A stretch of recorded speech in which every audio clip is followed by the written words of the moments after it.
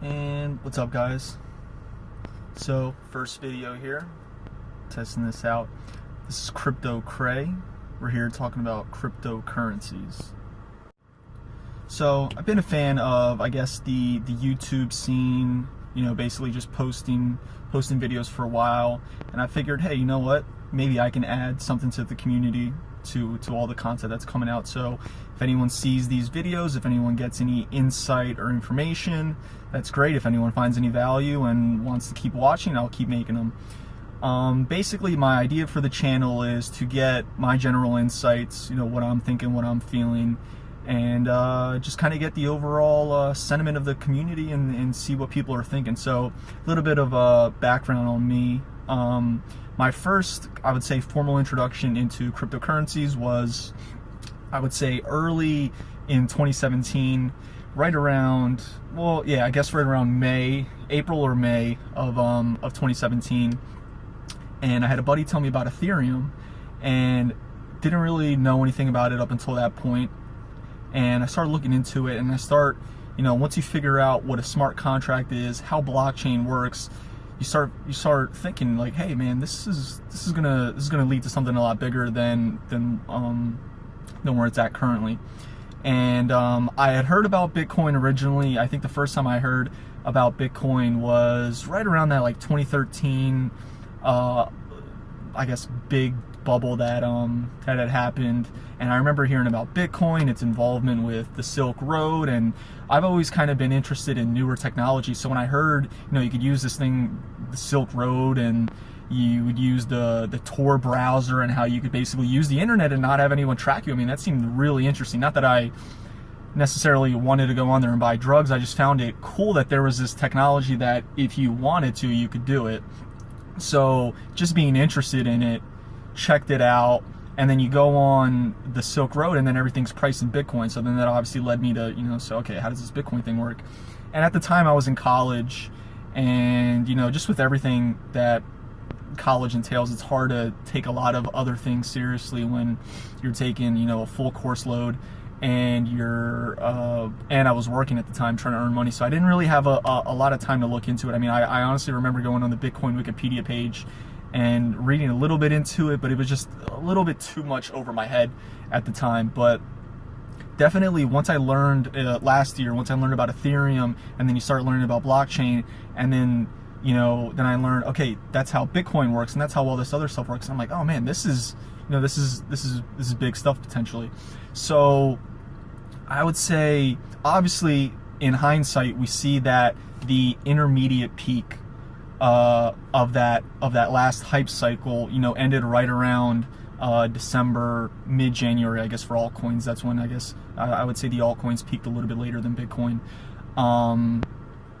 And I would say we definitely hit an intermediate top. That doesn't mean that was the top of the market overall. I would say what we're looking at right now is more of an adoption curve, right? So what we're seeing is, and when you look at the charts, right, I think it's a lot more helpful. You'll see people describe, looking at charts, linear versus logarithmic, and what logarithmic basically allows you to do is allows you to even increases, right? So 0 to 10 is the same as 10 to 100, right? It's a tenfold increase, versus if you look at it linearly, 0 to 10 looks really small compared to 10 to 100, right? That's going to look way of a larger spike.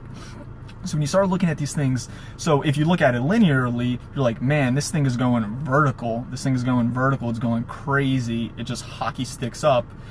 And it looks, and you say, wow, this is, tulips 2.0.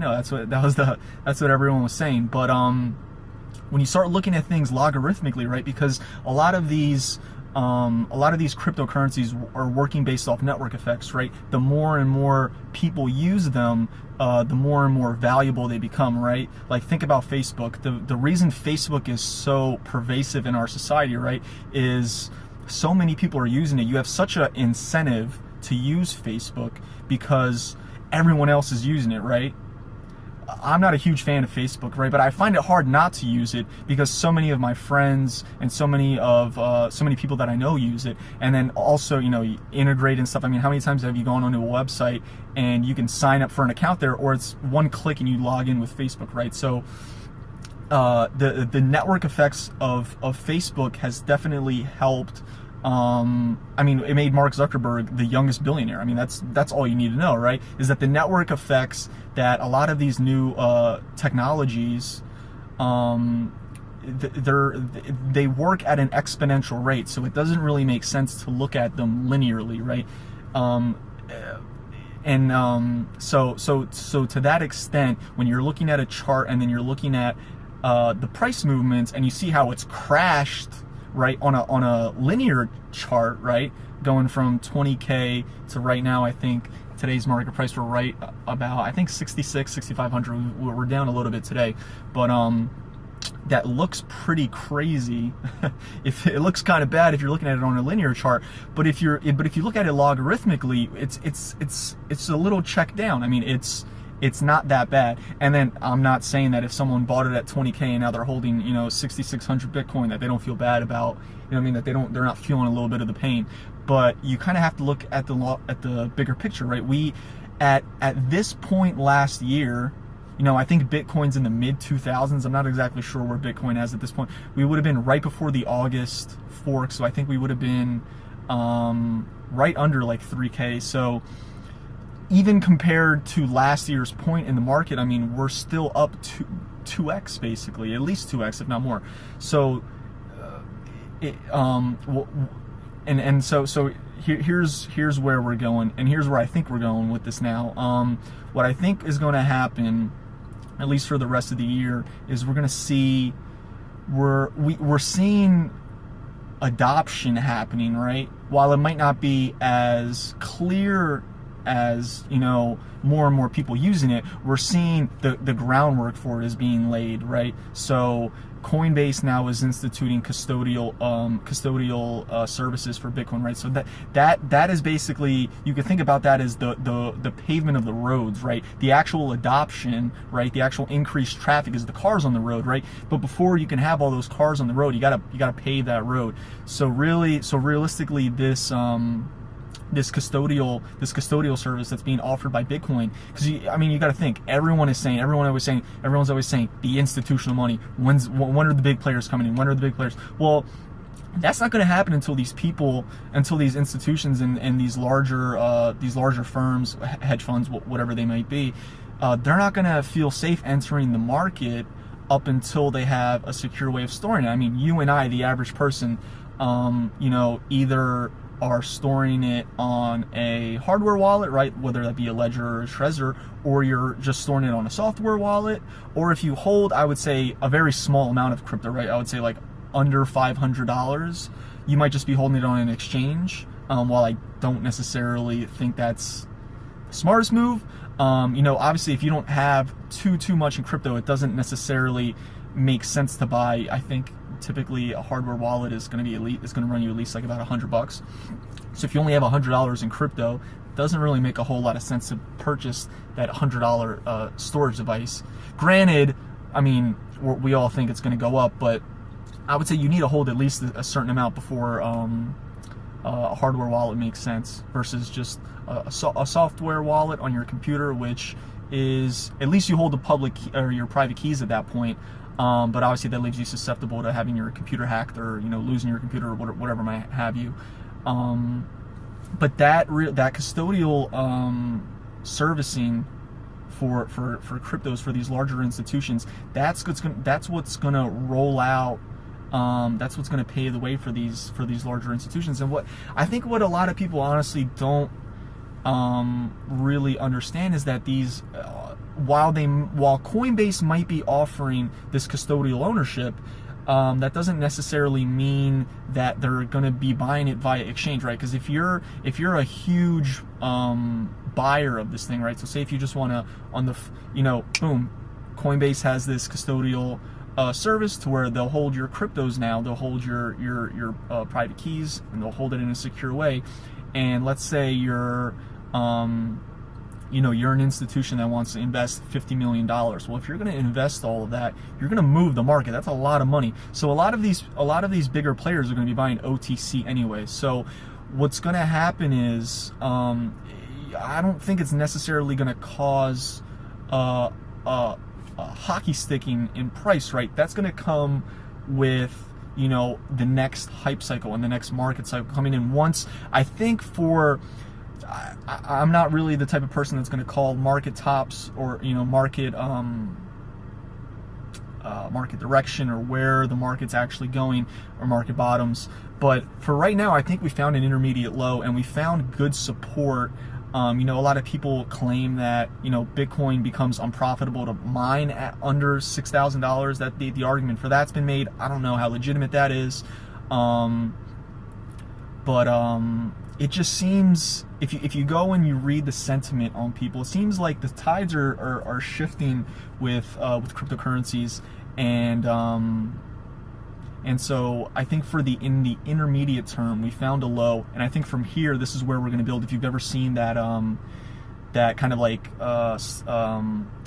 market cheat sheet, I forget, I think like a bank or something, I don't know who's actually created it, but it does a pretty good job of predicting how markets work, right? You get this kind of run up in price, you get this new, and then you get to the peak of it, and that's what's called the like new paradigm stage, right? And that's what a lot of people were saying back in December for Bitcoin, like, this is the next big thing, this is crazy, this is going to revolutionize the world. And and anyone who's been in crypto for long enough and understands the tech and understands what it can do, I think agrees with that.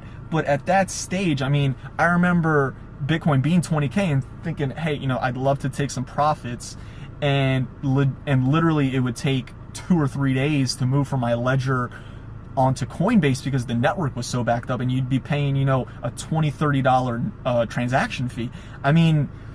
As much as I have faith in Bitcoin, that doesn't seem like something that is the new paradigm. You know what I mean? There's still work that needs to be done, and the work is being done right now. You see behind the scenes right now, you've got the Lightning Network working, they've got the testnet up and running. It seems like that's going fairly smooth. I think they've got at least like 1,000 nodes or something, so the testnet is up and running. It seems like they're having good success with that, and once that's rolled out, that could potentially be a game changer if people are able to use this legitimately as peer-to-peer digital cash.